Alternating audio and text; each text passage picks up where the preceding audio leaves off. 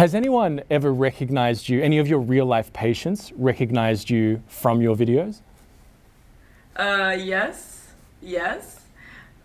they do. But most of the time, what happens is that they come to me, they come to the emergency room, and then of course I sign the document, and they will learn about my name, and they will find me on Instagram, and then they write to me, oh, today I was at the hospital, and I was just checking you on Instagram, and now I found all of this, and I didn't know. Oh, wow, that's so interesting. Or they are even a little bit embarrassed sometimes. But yeah, sometimes happens, and I think it's super it's super funny.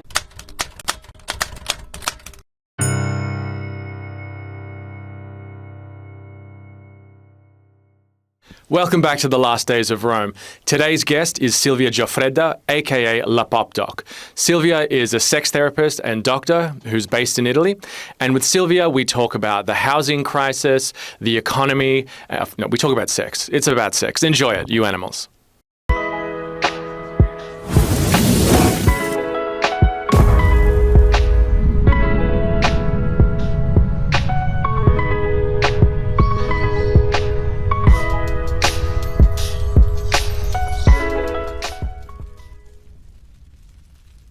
Well, look, thank you again for doing this. I really appreciate it. I know it's really early for you. What time is it where you are right now?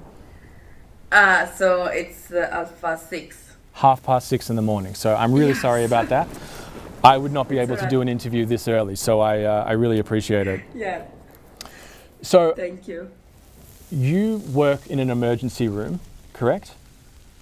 Yes, I work in an emergency room. And so after you finished studying medicine, tell me if I'm correct about this, you then enrolled in a Master of Sexology. Yes, exactly. Why did you do that? After so much studying, what prompted you to study even more? Oh, well, actually, I didn't think that studying medicine was enough to understand the human body. And also I wanted to specialize in sex therapy and sexuality because it's something that you don't study at all at university. I think there is a very big taboo around it. And even though you're studying medicine and you should know everything about the human body, actually that part is skipped completely. So I just needed to study more.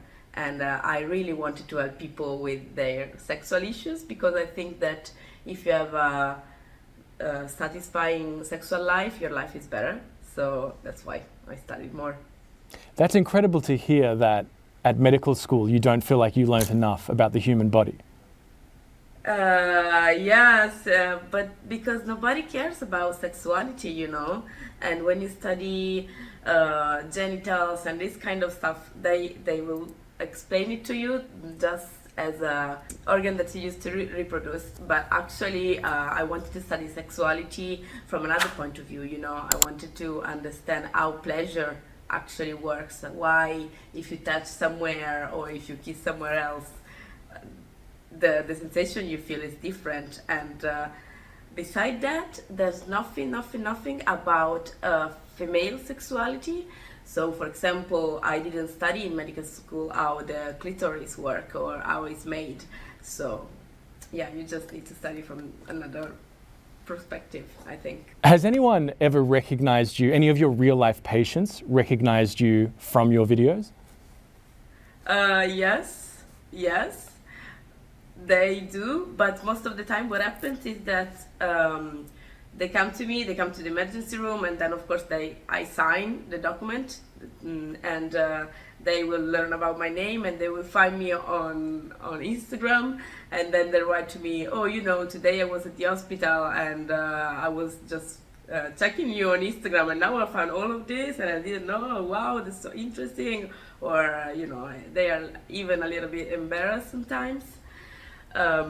But yeah, sometimes happens, and I think it's super funny because when you follow someone on Instagram, when you see someone on Instagram, you don't feel like he or she can be real, and then you just meet her in the emergency room, and it's weird sometimes. Yeah. Do you feel that when people find out what you do online, they're more willing to be open about sex themselves?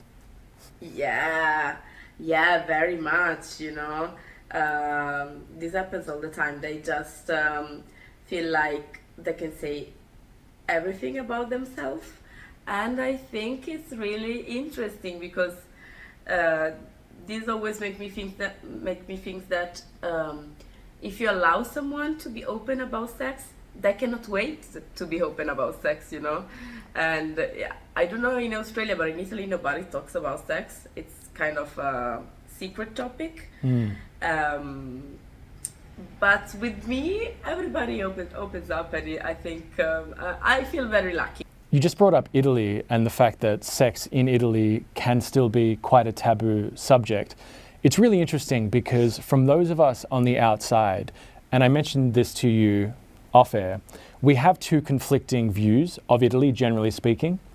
On the one hand, people view Italy as a very sexually progressive country, perhaps even a very sexual culture. At the same time, people also view Italy as a very Catholic country, right? And so, Okay. where do you view, I mean, we don't want to generalize about an entire country, but Yeah. what would you say is the sort of mainstream Italian attitude towards sex? That's an interesting question, and I'm wondering what do you mean with a sexually progressive country? Well, I suppose when we think of countries or cultures that are more sexually repressed, we probably would think of, let's say, Australia being one example, maybe the United Kingdom. And when we view other countries, particularly on the European continent, such as Spain, Italy, France, and so on, we, those of us in the Anglosphere, imagine you guys to be more open about sexuality. Are we wrong about that? Super passionate and open. Okay, and I understand. Okay. Um, yeah. What happened actually is that well, as Italian people, we do a lot of sex. I don't know about the Australians, but we the national average is like 2-3 times per week. So if we are looking at quantity, I think it's kind of good. But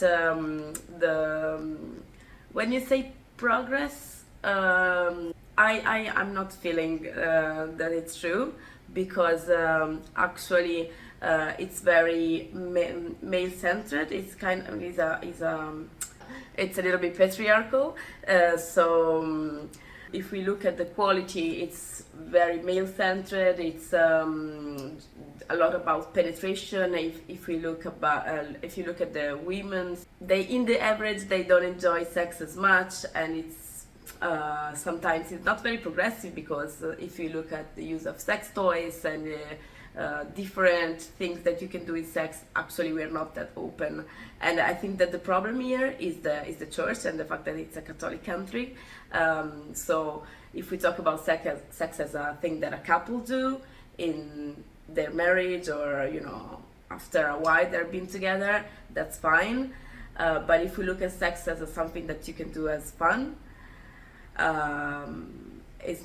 we are not that open actually. And I think that's why my job is so important, because I'm actually explaining to people that they can just enjoy sex without any pressure from the outside. They can have sex without thinking that they have to be in a couple to enjoy it, or they can have sex that can go behind the rule, that it's not mandatory that it's a man and a woman, and it's not mandatory doing penetration. You can just enjoy oral sex or reciprocal masturbation and other things.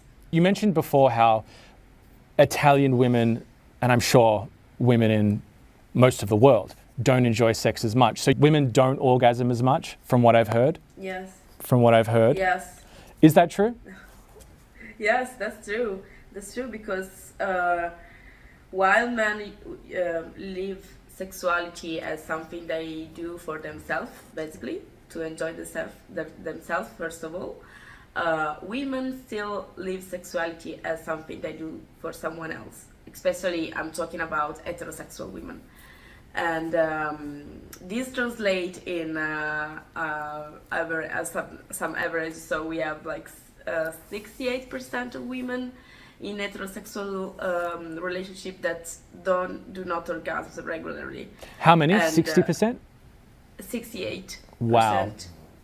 Yes, and this is huge. It's very high, and this happens because they live sexuality as something they do for someone else, and also because they don't feel confident enough to explain to the other person what they have to do. And as I said at the beginning, nobody knows about the clitoris, and a lot of people still think that the easiest and the right way to make a woman come is through penetration, but actually we know that they are very rare for women.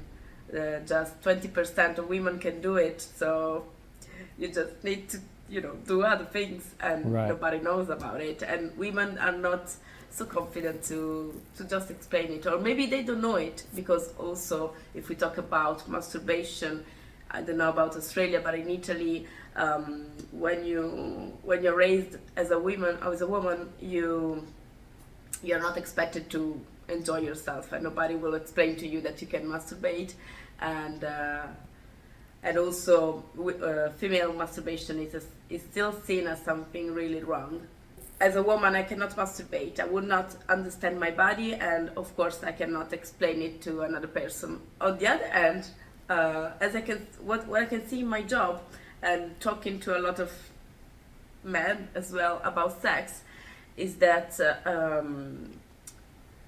if we see just the data, like how many men can orgasm, how many times do you come every time you have sex, we have kind of high average in men, which is interesting, which is what we expected.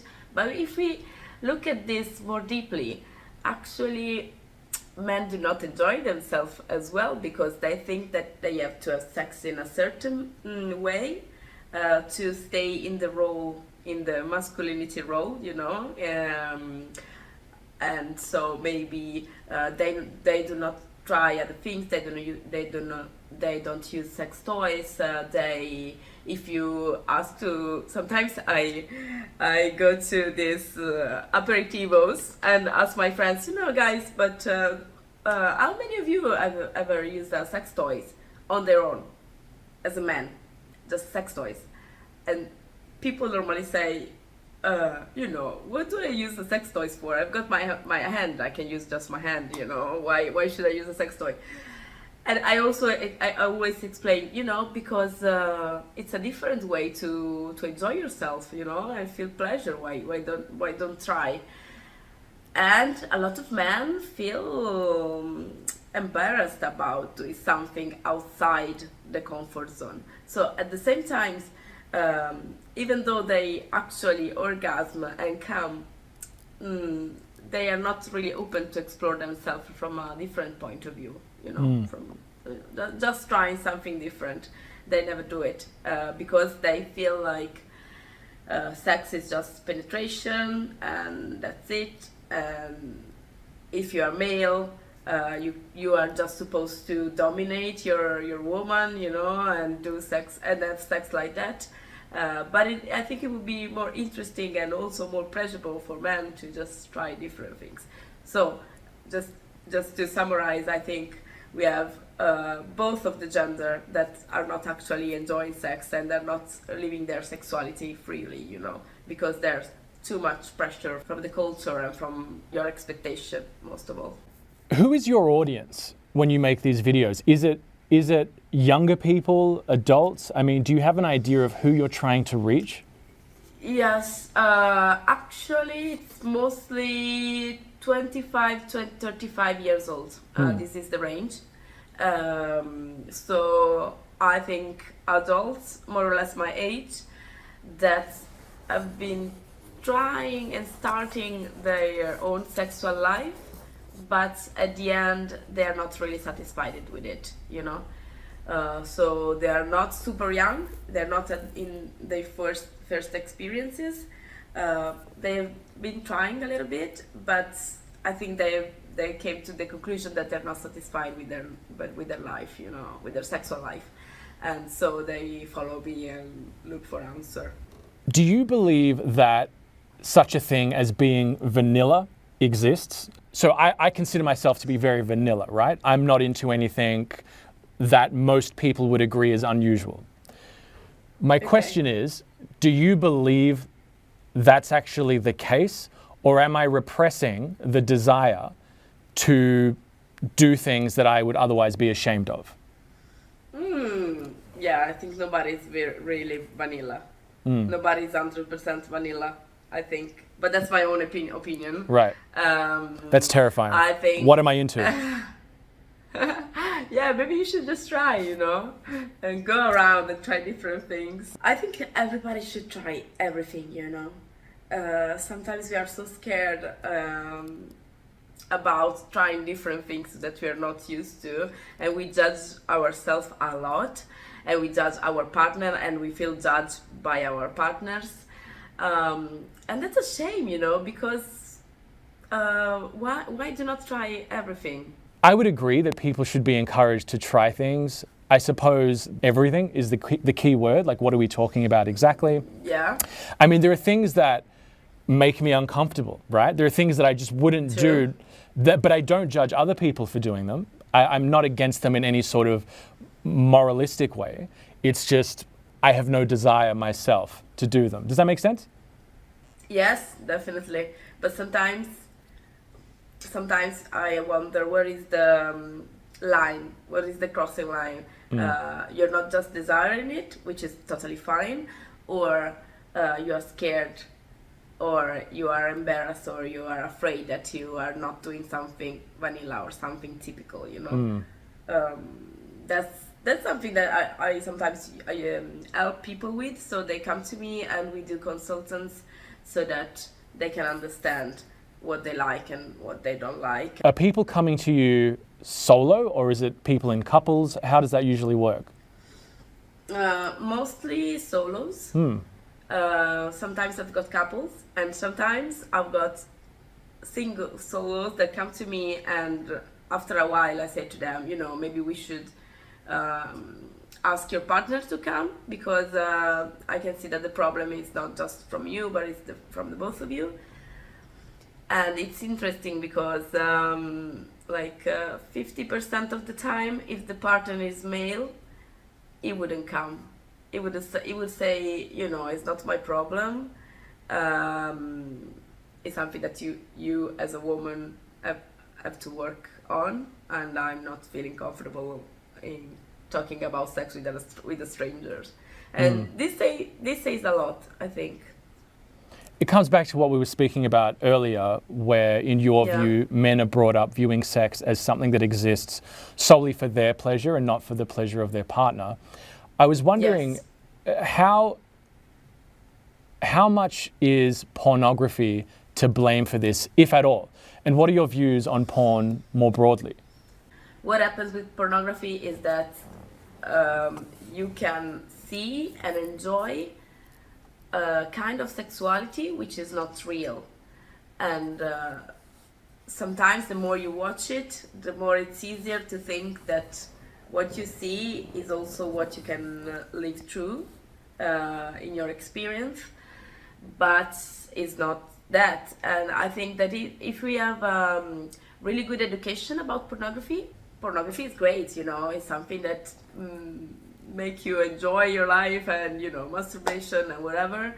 The problem is that there's no education at all about pornography. So when you're young, when you're like 15, 16 years old, also younger, because actually everybody has internet now, so 13, 14 years old, they go online, watch porn, and they just think that it's as sex is supposed to be. And then what happens in real life is that you have a lot of people with performance anxiety, because they think that they should perform as they see in this kind of videos, but we can change this, I think, through education. And also, luckily, now we have a kind of a new wave of pornography, which is ethical pornography. I don't know if you know about it. I don't. It's a different kind of pornography, which is different from the mainstream pornography. So mainstream channel that you have online. It's ethical, so you have a different kind of sex, a more realistic kind of sex, where actually people don't just penetrate each other without any other thing, without talking about sex, without talking about contraception, without respecting the other person, because most of the time, again, pornography is main related is thought to be watched from by men, so also this will give just a unique perspective in sexuality.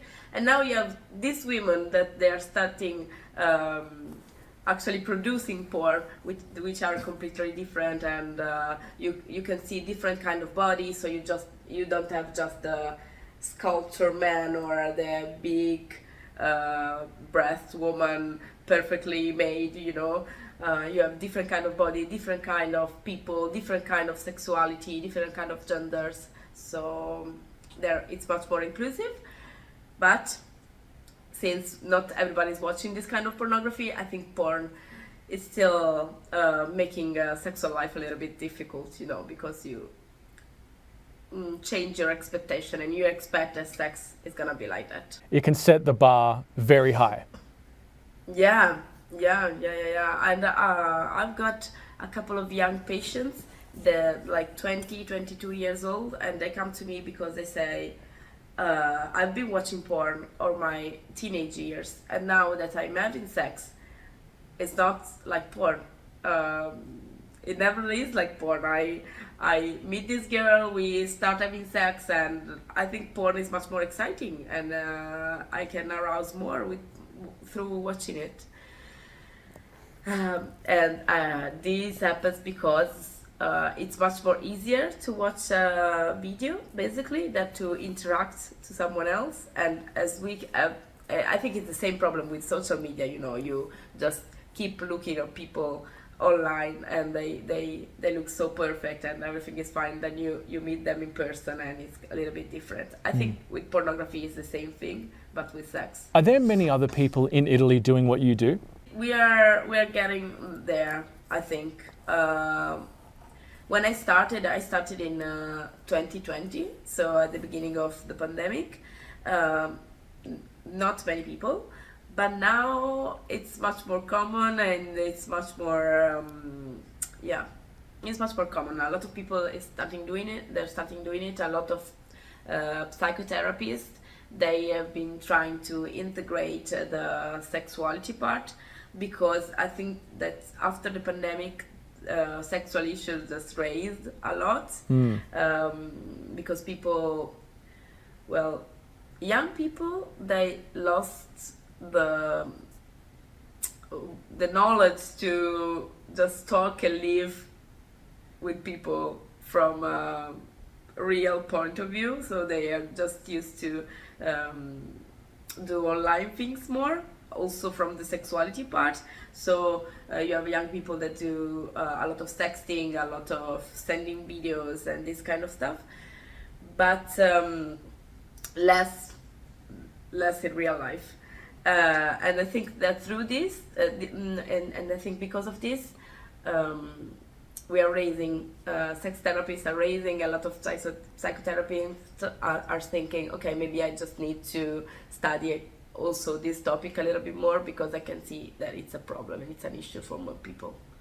Yeah, that makes sense. It's such an important time in life, and I guess during the pandemic there would have been so many young people whose sexual development was completely stunted or put on hold. I think we are still recovering from that, and if you look at the data, a lot of young people, they're not having sex and they're scared about sex, because we are not used to anymore to go to people, talk to them, and they say, no, which is completely fair and should be completely normal, but in this society where everybody wants to be great, basically, and and everybody needs to feel that he is loved from everybody and accepted from everybody, it's kind of difficult, I guess, to just go and ask for someone out and ask for someone to have sex. I don't know if in Australia it's different. That would be interesting to see. Well, it's hard for me to say because I lived in New York for most of my 20s, and so I never really dated that much in Australia. I did from up until the age of 21, and then the rest of my time I wasn't here. From what I've heard, it can be pretty brutal in terms of, I think it's just being young and single in general, right? You're kind of insecure, you think no one's going to like you. I've seen in one of your videos you speak about performance anxiety, and that kind of references what you were just talking about as well. We have this idea that we have to be amazing lovers, amazing partners or whatever, and it's not realistic. Yes, and still the same problem, it's the fear that you are not meeting the expectation and you are not doing good enough, and the reason behind it is that we're having sex just to prove something to someone else, and we are not used to have sex just for our own pleasure or the pleasure of the other person. That's fine, but without the pressure of the expectation, Was there a particular video of yours when you first started out in 2020 that just blew up and got you a lot of followers? Yes, what was it? It's a video about the difference between female ejaculation and squirting. Provo a spiegarti la differenza tra eiaculazione femminile e squirting in meno di un minuto, che mi sembra che c'è un po' di confusione. La confusione probabilmente nasce dal fatto che entrambi sono liquidi che vengono rilasciati all'uretra, quel tubicino che serve a fare la pipì, ma non sono la stessa cosa. Quando parliamo di eiaculazione femminile parliamo di una sostanza liquida, densa e lattiginosa che viene rilasciata in piccole quantità da queste ghiandoline che si trovano proprio di fianco all'uretra, dette ghiandole parauretrali di Skin. Questo liquido, dal punto di vista biochimico, è molto simile allo sperma. Lo squirting invece è una sostanza acquosa e trasparente che viene rilasciata in grandi quantità, e forse questo lo sapete, direttamente dall'uretra grazie alla contrazione del muscolo detrusore, che è il muscolo responsabile di farci fare la pipì. Dal punto di vista biochimico, infatti, lo squirting è molto simile, per non dire uguale, all'urina. Ho fatto sparire un po' di confusione, vero? Per maggiori dettagli, comunque, leggi la caption. Yes, I'm explaining the difference between the two, and I'm explaining what is squirting actually and what's the female ejaculation, because a lot of people sometimes mix them up. Should I explain it? Go for it. Okay. So both of them are liquids going out from the vulvas, from the female genitalia, and but the difference is that female ejaculation, the liquid that is coming out, it's white and a little bit milky, like actually male sperm. So it's very dense and it's small quantity. And then you have squirting, which is the thing that everybody look at in porn and that everybody wants to see, as I can understand. What? Yes, a lot of people is like super into squirting, and that's why the video went viral, because it's something that everybody want to see and want to feel, because this happened still. And it's the same reason, it's porn, because from the 2000, I guess, in porn they've been squirting much more, and so everybody wants to know about it. Anyway, so squirting is just it's liquid, it's still a liquid, but it's more watery, so it's not white, it's super transparent, and in a lot of quantity. And in the video I was explaining that basically it's water with a little bit of urine in it. So everybody was like, in the video was commenting like, oh my god, so you're talking about pee, and actually what we like it's pee, and everybody was a little bit shocked. Have you received much pushback against your work, and from whom? Well, if I can be honest, the only people that haven't been very supporting, they are my parents. which are still embarrassed a little Really? bit. No, not right now, but at the beginning, the first 2 years, they were like, yeah, what's the other job that you are doing? And that they couldn't say that I'm a sex therapist. They will just say, the job that you're doing or the thing that you do. And they didn't want to talk about it at all. But now it's better. And now my mom is like meeting people and saying, you can follow my daughter on Instagram. She's talking about sex. So she's getting comfortable with it, but at the beginning was really difficult, and I think they didn't understand the importance of the job, and they felt like it was something that I was doing just for fun, without actually helping people. But I think it's super important. Yeah, it's a really good point, and I think this is a good time to bring up the fact that on your page, you don't just talk about sex acts, you talk also about the things surrounding sex, so relationships, health advice, and stuff like that. It's really important stuff. Yes, because I think everything is connected, so you cannot have a satisfying sexual life if you don't have a satisfying relationship, and also you cannot have a satisfying relationship if you don't love yourself and accept yourself. So of course, I need to talk also about this kind of stuff. I think they are all connected, and if you study sex therapy and sexology, actually in the master I did, we spend a lot of time trying to understand how a relationship works, because when you have a problem in the relationship, most of the time you have it also in your sexual life, and vice versa. So I think that two things cannot be separated.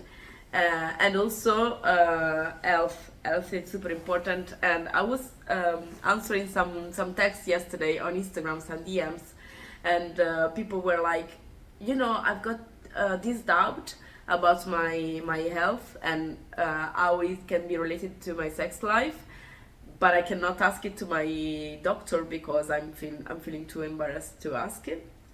So I'm asking you. For example, yesterday a guy said to me, I've got abdominal diastasis. You know what is that? It's like no, I don't. I'm not going to lie. When your muscle in your abdomen, they're not close to each other, so they open a little bit, and so you can have hernias through your abdomens and this kind of stuff. And he said to me, but I like to be walked on, so like trampling, that sexual act where somebody with heels will walk on you. Oh, interesting. Okay, have so like you heard of it? I mean, I've heard of. I mean, I guess it's BDSM, right? So people just getting hurt, right? Yeah. So he asked me, I've got this. So I was wondering, can I still do this practice? Can I still receive it, or it's dangerous for my stomach and for my thing? And I think it's a legit question, and you should be able to ask it to your doctor, but it's kind of embarrassing. So what did you recommend? Should he refrain from? No. Okay. No, she cannot. He cannot do it because the pressure is too much, and no. I said to him, if you train a lot and if you train the deep muscle that you have in your abdomen, maybe you can do it. And he was really motivated in training now. So you've turned someone into Rocky because of this advice. Yeah, I hope so. Good luck to him. Speaking of relationships, do you have any views on newer and alternative forms of relationships? So something that's in vogue at the moment is polyamory, open relationships. What are your views on this? This kind of relationship can work for someone, and that people have been struggling a lot trying to fit a relationship that they're not made for themselves. For example, if I suffer a lot in being monogamous, why should I? And I think it's really interesting that now we can see this kind of change, that people can actually love and be in relationship as they want to. Young I can see more and more young people into polyamory and open relationship, and I think the point is not that you're having or not having sex with other people, but I think the point is being able to talk about the fact that you sometimes want to have sex with other people, and that's it. And sex and love I think that don't always go together, and also I think that it's true that you can love more people at once, as you do with your friends or with your children. So why suffer in relationships that are not made for you? What's your thought? Well, I mean, I agree that for some people it can work. My assumption would be for most people it wouldn't work. I mean, I know for myself it just wouldn't.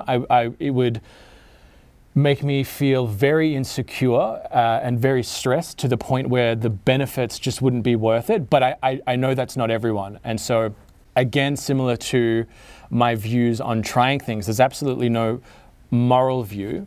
I have no moral view on this, and I actually think it's really important that we start to separate sexuality with morality. But yeah, just practically, it wouldn't work for me, and my assumption is it wouldn't work for most people. I know someone who tried it. They broke up within like a week. You know what I mean? I mean, that's just anecdotal, and that's just one case. But my assumption would be that that would be the case for most people. There's a Louis Theroux episode about this. I'm not sure if you've seen it. And he gets to know a number of polyamorous couples living in Portland, Oregon, from memory. And one of the things I noticed about this episode is it often seems to be instigated by one member of a couple who wants out and maybe doesn't feel comfortable saying they want out or want to explore having sex with other people. And often the other person just goes along with it, but it very rarely seems to be both people keen on this idea. And I think that's another dynamic that people need to take into account. Do both people really want to do this? And if they do, great, go nuts. But that's my view. Yes, that's true. That's true. Most of the time this happens, that one of the member of the couple wants to move forward to open the couples. And that's true. And I think that's why by the end it doesn't work, because one of them is not happy. But if you begin with two people that are actually interested, and most of all that have worked through the things that we know about relationship, you know, they work through jealousy and they work through expectation and roles and things that we are used to see into relationship, then it can really work. I think that if you start from a point where everybody really wants it, then it can work. But as you can say, if you are in a relationship and I ask you to open the relationship and you're not really into it, but you're doing it because otherwise you're losing me, that's a not good way to start. Yeah, that's true. What are the obstacles in the way of better sex education in Italy? You brought up the church earlier. Do you still think they have that much power? Well, no, it's not the church, it's the government. Can I say that? Yeah, absolutely. Now we have, I don't know if you are following the political situation in Italy, but right now the government is not really open to any kind of sex education. It's extreme right. In the government is extreme right. Right. So from the right part of the government, we don't have this kind of inclusiveness, and so we are having a lot of problem with sex education in school. For example, Italy, I think, is the least European country with sex education, so we're really bad at it. I read that it's not compulsory. It's one of the only countries, if not the only country, where it's not compulsory in schools. Yes, it's not compulsory, and it's also very difficult to do it. I try to do it as a sex therapist. I try to go in schools, but most of the time I've got teachers that will say to me, you know, it's better if you don't do it, or if you do it, you just talk about how to avoid pregnancy or how to avoid sexual transmitted infection. But if I want to talk about pleasure, how to talk with your partner about sexuality, masturbation, and this kind of stuff, or genders, they will just shut me down. So yes, I don't think it's the church. I think the great problem here with sex education is basically the government. And if I have to be honest, in my own experience, I've been, you know that you can have schools run by priests. In my experience, I've been doing sex education in some of these schools, and they've been really open about it. Interesting. Yes, it's really interesting. What they say to me when I ask why they are so open, they said, we want that our children can see everything from as it is. We want them to see the truth also about sexuality, so that they can make their own choice about it. And if they want to be Catholic and do not have sex ever or till the marriage, is fine, but they need to see how the world works, And I think this is really open-minded. But beside that, sex education is something that the government is really scared about, and here you have all these people saying, if we talk about sex in school, then they're gonna do more sex, and they're gonna have more risky behavior. But actually, every study is done about it says that when you do sexual education in school, then children live sexual life better, and they don't get infection as easy, and they don't get pregnancy as easy. So yep, there's a strong correlation between sex education and positive health outcomes for young people. Yes. But still, the government is really scared about it.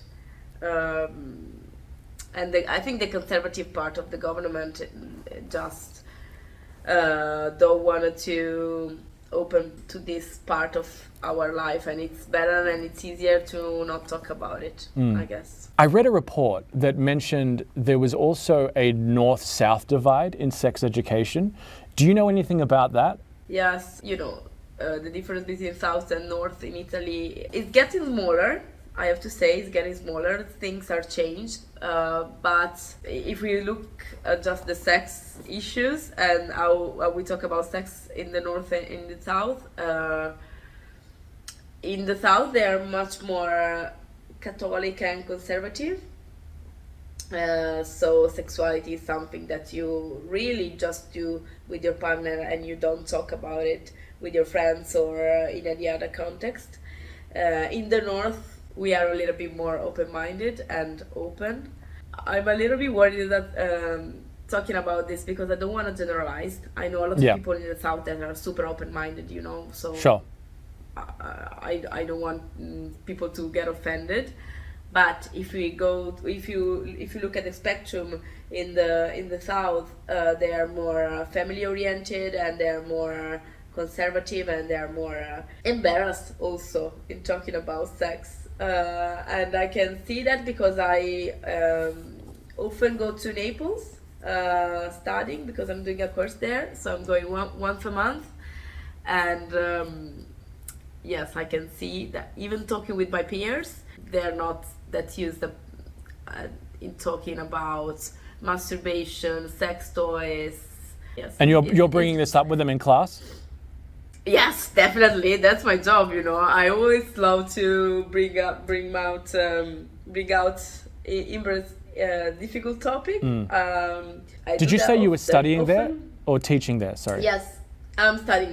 Yes. So you're in the class and you're bringing up these topics with students, other students. Yes. Love it. Yes. They weren't happy about it, but now it's getting more normal. So.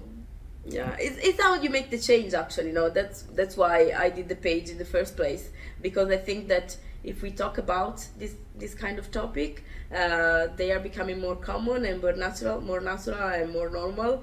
And I wrote a book about sexuality, and a lot of time I say in this book, I want sex to be a normal topic as food is for Italian people, That's too much. Then you'll just start talking about sex all the time. Yeah. And Italians will start getting very judgmental about sex too. Not after midday, whatever. Yeah, we're a little bit food. Too many crazy. rules with food. I want to ask you about something that many of our viewers and listeners probably wouldn't be aware of if they don't follow Italian news.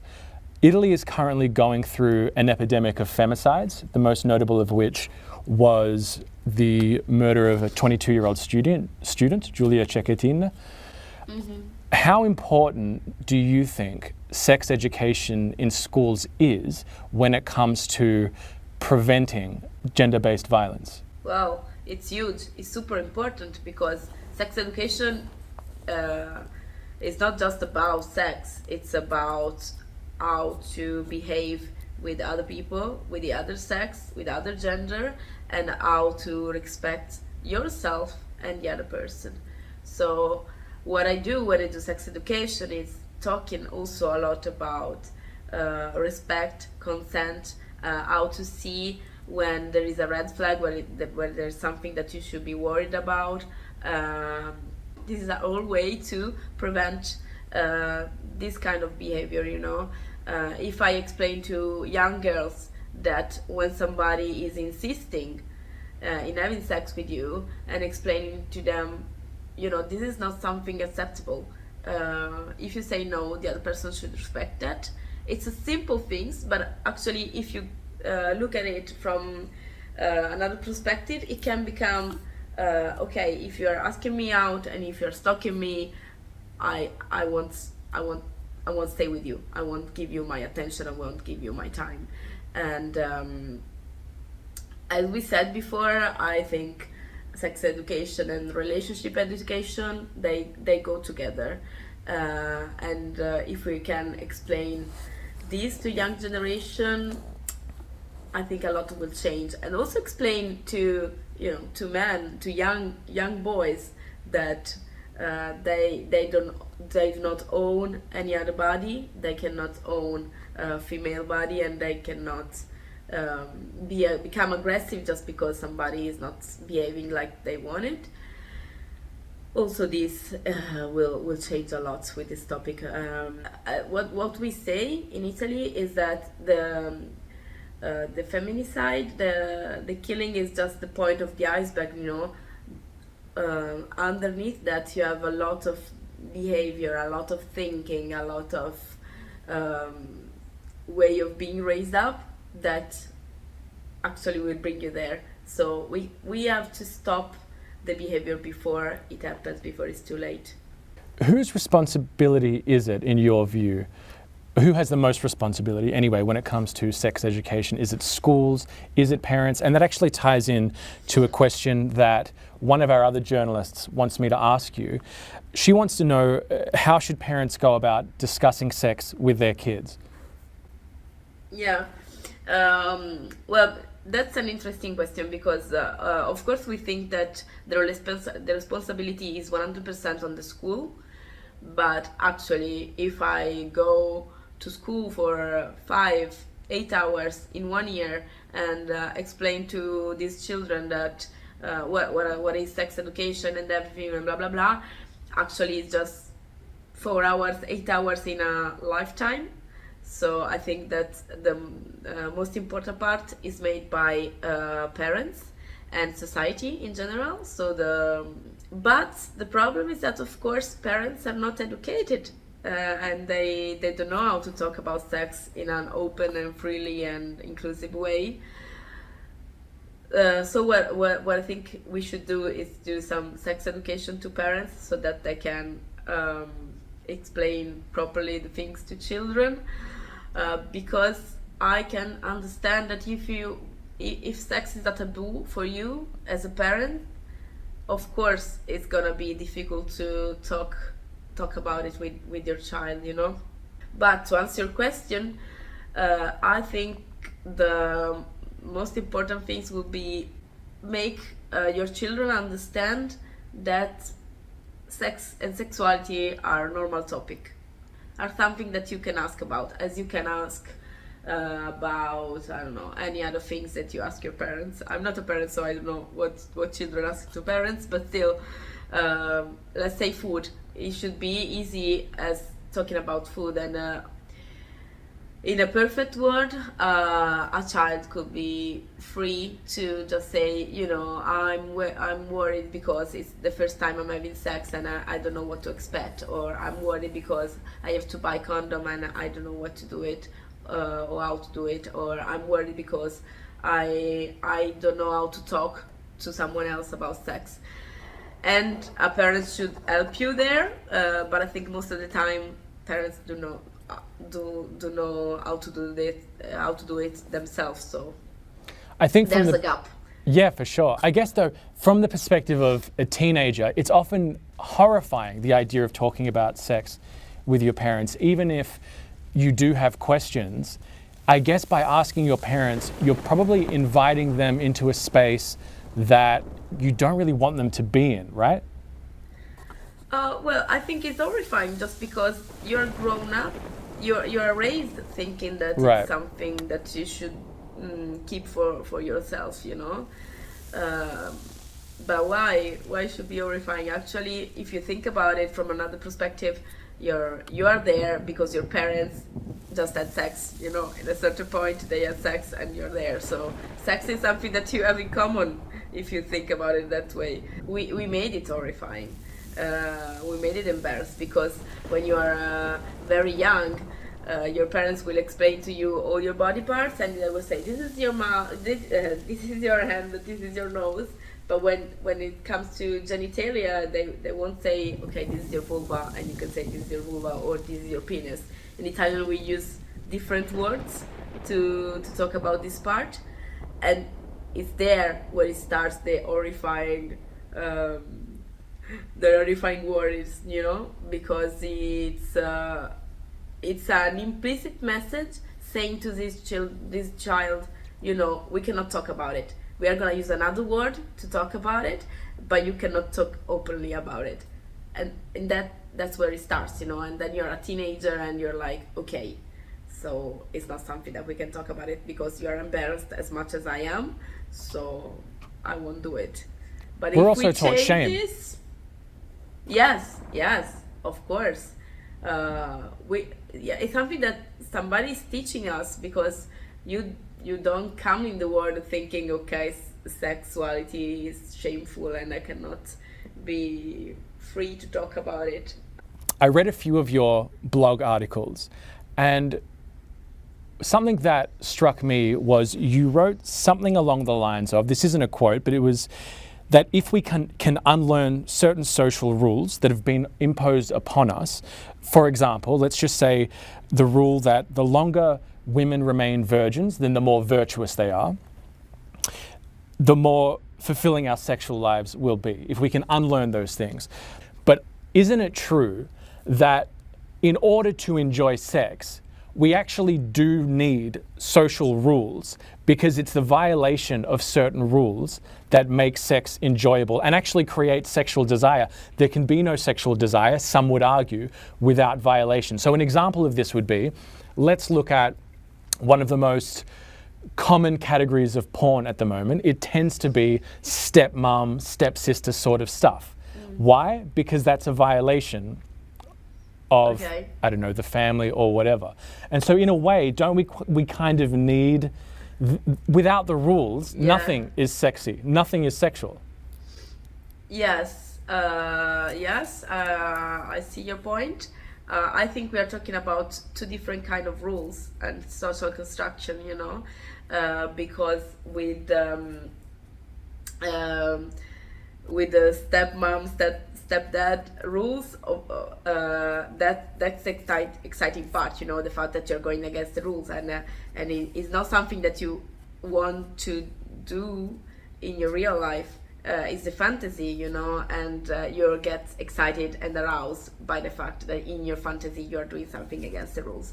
The rules I'm talking about, the social construction I'm talking about, it's something that actually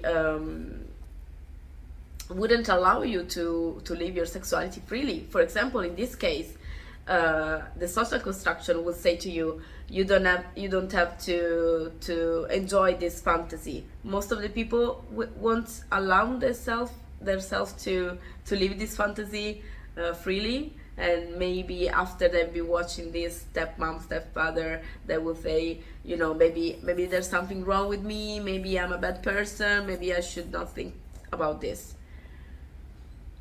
On the other hand, if you don't have the social construction, you're like, okay, I'm going against the rule because I like these stepmom things, but okay, because I know that it's something that is just in my fantasy and I can enjoy it without feeling ashamed and without the sense of guilt, you know, which is the big problem in a lot of people, because they come to me and they're like, I would like to do this or live this freely, but there's this sense of guilt that is killing me, and I feel so wrong, and I feel that something is wrong with me.